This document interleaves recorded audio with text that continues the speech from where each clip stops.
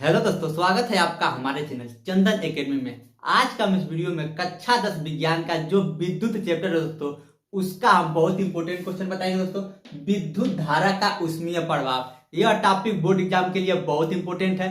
हम यह भी बताएंगे दोस्तों कि प्रश्न कैसे पूछेगा और उसका उत्तर कैसे लिखेंगे। अगर आप कक्षा 10 बोर्ड एग्जाम की तैयारी बिल्कुल फ्री में करना चाहते हैं तो इस वीडियो के अंत में आपको व्हाट्सएप नंबर मिल जाएगा।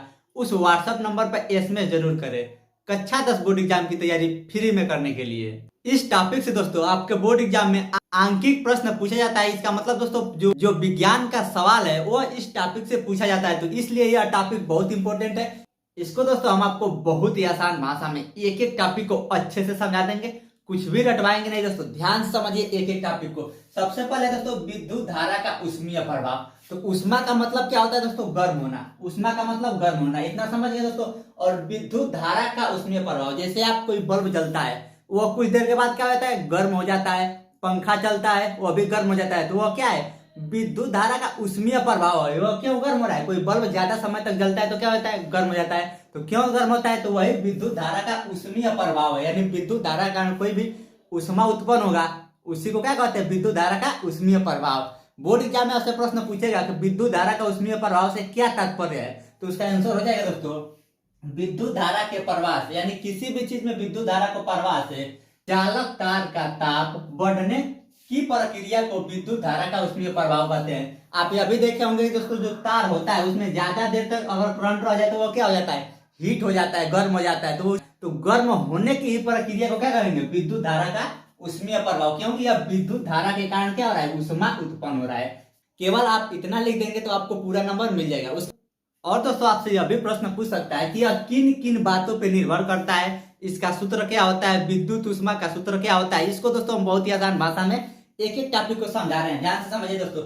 इस नियम के अनुसार, किस नियम के अनुसार दोस्तों? विद्युत धारा के ऊष्मीय नियम के अनुसार प्रतिरोध में उत्पन्न ऊष्मा। प्रतिरोध का मतलब जैसे मान लीजिए एक बल्ब है, वो क्या होगा दोस्तों? प्रतिरोध का काम करेगा। एक पंखा है, वो भी क्या है? कोई भी चीज जो विद्युत धारा से चलता है वो क्या है? प्रतिरोध का कार्य करता है। तो प्रतिरोध में उत्पन्न ऊष्मा, प्रतिरोध यानी जो बल्ब है दोस्तों, उसमें उत्पन्न ऊष्मा। ऊष्मा को किससे प्रदर्शित करते हैं? यह से ऊष्मा प्रतिरोध में प्रवाहित विद्युत धारा। क्या दोस्तों?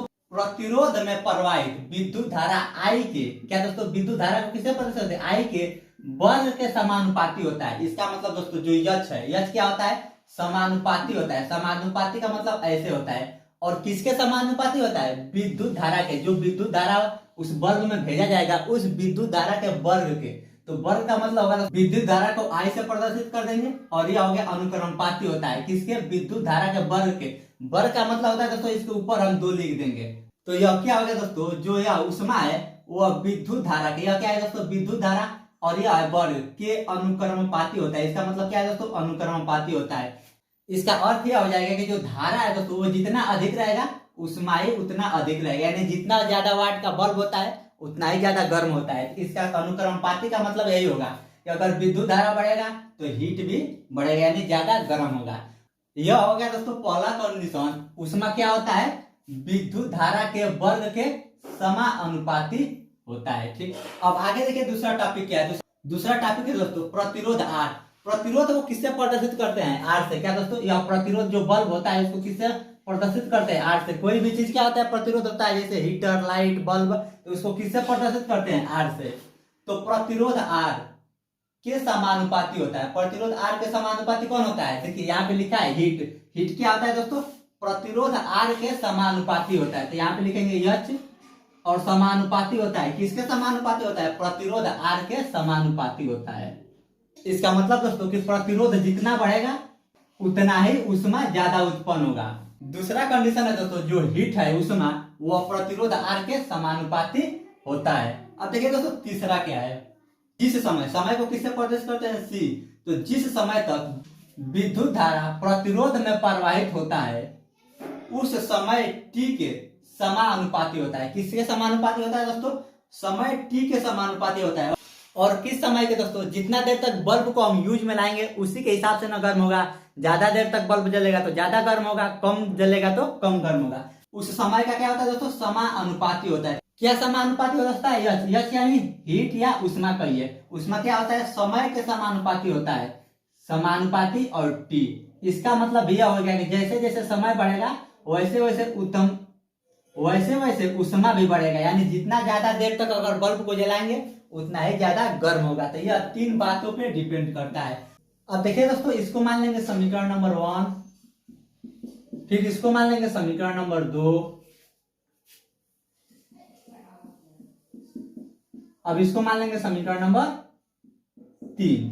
इन तीनों को क्या कर लिया है? समीकरण 1 मान लिया है, समीकरण 2 मान लिया है, समीकरण 3 मान लिया है। अब देखिए दोस्तों, तीनों समीकरण में पहले क्या है? यच। यहाँ पे भी है, यहाँ पे भी यच है और यहाँ पे भी यच है। तो हम लिखेंगे समीकरण 1 2 3 से।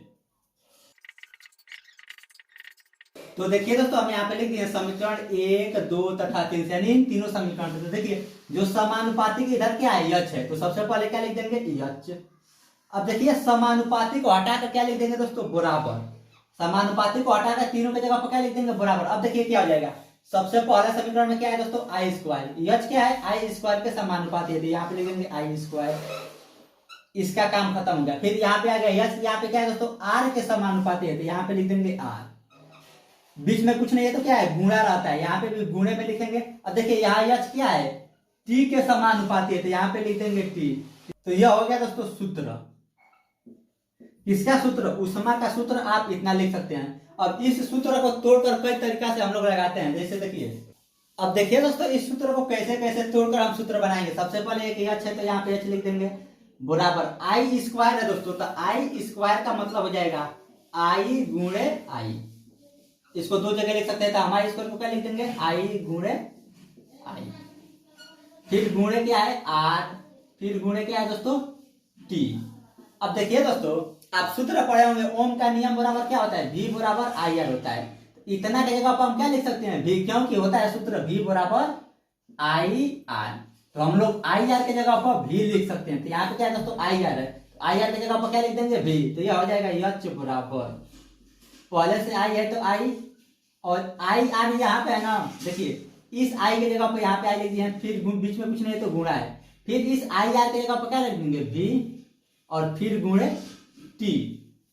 तो दोस्तों देखिए, यहां से भी एक यच का सूत्र निकल गया, यच बराबर आई वी टी या वी आई टी, इसको पढ़ते हैं। फिर यहाँ पे भी यच बराबर एक सूत्र निकल रहा है, यच बराबर आई स्क्वायर आर टी। यहाँ पे दो सूत्र निकल गया, इसको आप याद कर लीजिएगा, बहुत इंपॉर्टेंट है।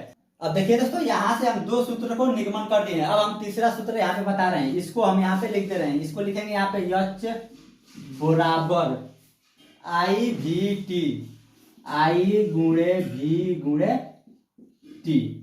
क्या दोस्तों? यच बराबर आई गुणे भी गुणे टी, इसी को यहाँ पे लिखी है। अब इसमें हम लोग क्या करेंगे दोस्तों? अब देखिए दोस्तों, इसके पहले का पार्ट में हम आपको एक सूत्र बताए हैं। आई बराबर क्या होता है? V बट्टे आर। यह होता है दोस्तों ओम के नियम से। आई की जगह पर क्या लिख सकते हैं? V बट्टे आर। तो यहाँ पे हम लोग लिख देंगे यच बराबर आई की जगह पर क्या लिख देंगे? V बट्टे आर। आई की जगह पर V बट्टे आर, तो V बट्टे आर। फिर यहाँ पे गुणा है तो गुणा, V है तो V, गुणे टी है तो टी।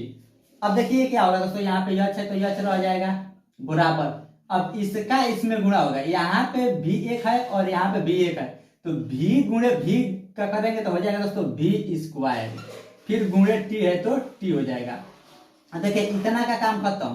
क्या बच गया दोस्तों? या नीचे आर यानी बट्टे में आर बच गया है। तो एक सूत्र यहाँ से भी ज्ञात हो गया। क्या ज्ञात हो गया दोस्तों? यच बराबर, देखिए दोस्तों एक सूत्र यहाँ से भी ज्ञात हो गया, यच बराबर V स्क्वायर टी। इसको यह भी पढ़ सकते हैं V स्क्वायर गुणे टी या V स्क्वायर टी बट्टे आर। यह क्या हो गया दोस्तों? यच बराबर एक और सूत्र आ गया। तो दोस्तों आप यह तीन सूत्र को याद कर लीजिएगा, जो बहुत इंपॉर्टेंट है। और दोस्तों आपको अगर थोड़ा थोड़ा भी समझ में आ रहा है तो इस वीडियो को 2-3 बार देखेंगे तो आपको पूरा आसानी से समझ में आ जाएगा, क्योंकि हम दोस्तों बहुत ही आसान भाषा में आपको समझाए हैं। अगर आप चाहते हैं इसी तरह सभी वीडियो में, तो इस वीडियो को ज्यादा से ज्यादा लाइक करिए, ज्यादा से ज्यादा शेयर करिए। जितना ज्यादा लाइक करेंगे, जितना ज्यादा शेयर करेंगे, उतना ही अच्छा अच्छा वीडियो आपको मिलता रहेगा।